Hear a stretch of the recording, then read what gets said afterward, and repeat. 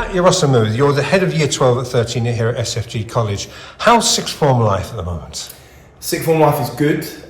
We've just had our new cohort of Year 12s join our current Year 13s. They're settling in well. The 13s they've kind of got their plan. They know exactly what the year is all about this year. It's about applications, it's about personal statements right now. So we're getting a lot of emails for kind of quality assuring those. We're preparing our 13s that are going for early entry to Oxbridge, Medicine, Vet Med. And the 12s, we're preparing them for kind of their year ahead and getting their kind of super curricular and extracurricular activities in line. Indeed, we just met a young man and he's in Year 13. He seemed very on task, what he's studying, what he hopes to achieve and what universities he wants to go to, so that must be pleasing.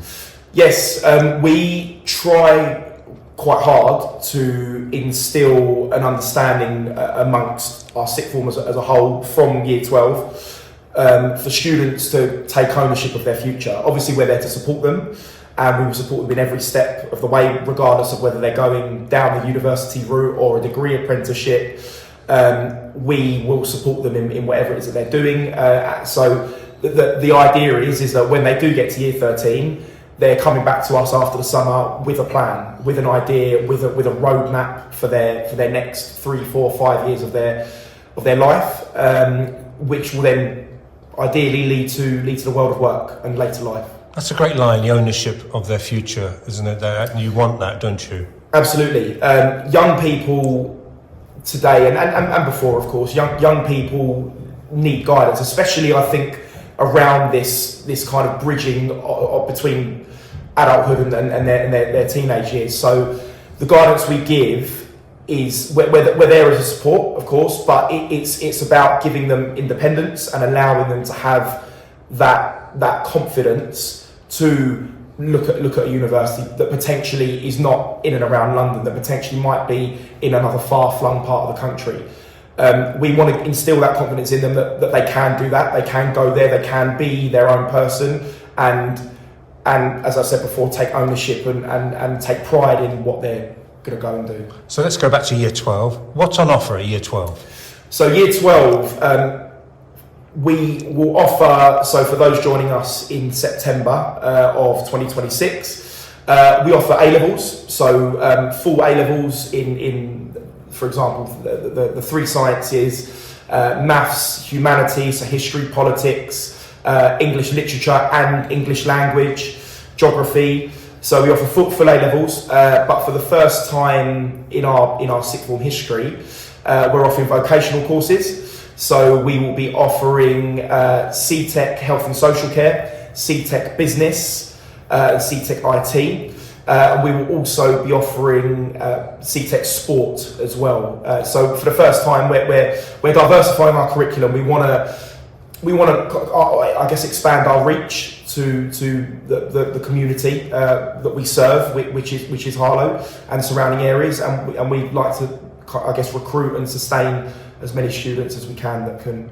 Because yes, the young man we met, he wants to go to study sciences at universities, yes. But you mentioned in the interview about degrees and also apprenticeships. So you've got to be, are you more cognizant with the world of work, the world of apprenticeships as well? Yes, so that's the kind of other side of the kind of the futures that we want to guide students towards. Apprenticeships are, and the government has made a big push towards this as well. Apprenticeships are a very kind of acceptable, prestigious way of getting your way into the world of work, just the same way as has been, I guess, advertised over the last 24 years or so, the degree route, which is one route that many students want to go down, but the apprenticeship route, those that want to kind of get stuck in and get their teeth into work and be hands-on, that is a route that we also try and get students to. So Year 11 students around the town and surrounding areas, they come to open evenings, and what questions do you think they may ask regarding these new the vocational subjects? So I imagine the questions we'll receive are around staffing initially, because as I said, it is the first time that we've offered these. I guess I could answer that in a way that we're only offering them because we know that we can offer them. we're not going to offer a subject that we need to kind of scramble around to try and organise. We know that we can offer these subjects. I anticipate that we may get questions around support for CTEC and the potential route for those students. Because you can combine CTECs with A-levels as well. It's not the case that you go down a CTEC route and or an A-level route. They're not mutually exclusive. They can be combined and also can lead to universities, degree apprenticeships. They can lead to the same routes. That again, this is the kind of thing that we will, as I said before, instill in our young people early, so they know what their subjects can lead to and what they can achieve out of them. And as well, you mentioned kind of a open evening. We will talk about this and cover this quite heavily in our open evening, which is the evening of the 15th of October. It's and also maybe pupils who are here who may think, well, that's a better offer for me. That's a better fit for me. So otherwise they may go somewhere else. That's it. So as you said, our current year 11s, any sixth form, and we're no different. You want to retain your students. They've been with you for 5 years up until this point, and there's no reason why they can't be with you for another 2. They know staff. They know how the school works. They know how it operates, and that's a massive part of what we want to achieve and what we have tried to achieve every year up until this point.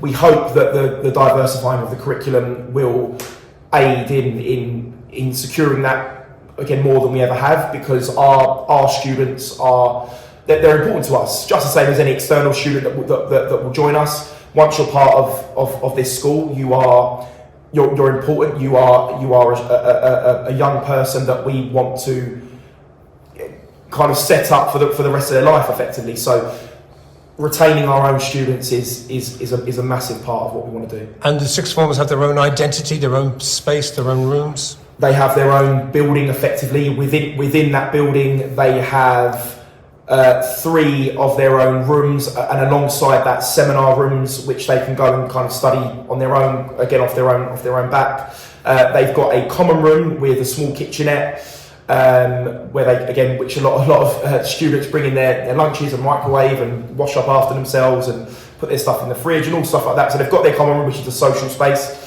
They've got a study room, which is directly next door, which is filled with computers and IT, and effectively is a quiet room. That's a room that we make clear. This is kind of does what it says on the tin. It's a quiet room. You're in there. You can kind of zone out, put your headphones in, get stuck into a bit of work and really focus. And we've also got a room upstairs, which we call the study lounge, which again is a study room, but if you want to do a bit of group work, it's effectively a room where you can study and discuss rather than the more quieter space. They do have their own space. But you're a young school, a growth school, but the pupils who are doing, say, for example, the vocational subjects, they'll be in smaller classes. That's got to be an advantage. 100%. So the largest class that we currently have this year, just as an example, and I know this is A-levels currently, is 13. So we envisage that this will stay the same in the coming years.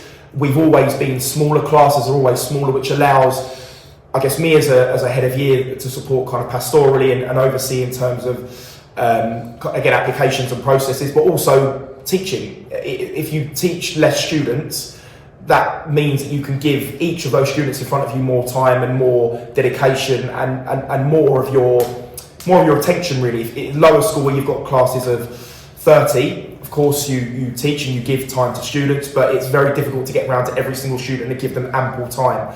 In a class of 13 or 8 or 7, which is kind of the sizes that we have currently and what we will have next year, it's a lot easier for a teacher to do that and to allocate that dedicated time to them. And finally, as a head of year, adding on the vocational subjects is an illustration of growth, and it must be an exciting time for you. Yes, it is. It is an illustration of growth. It is exciting. It is different, but we've done different before. We've kind of added different things at varying times, and the vocational courses are part of our growth and part of what we want to be and what we think we will be in the coming years. And I said this earlier, we're here to serve this community, serve the community of Harlow, surrounding areas. we want to get students, young people from Harlow, and set them up for their future, for a life that they want and a life that they can build for themselves. So we feel that those vocational courses will help us in doing that.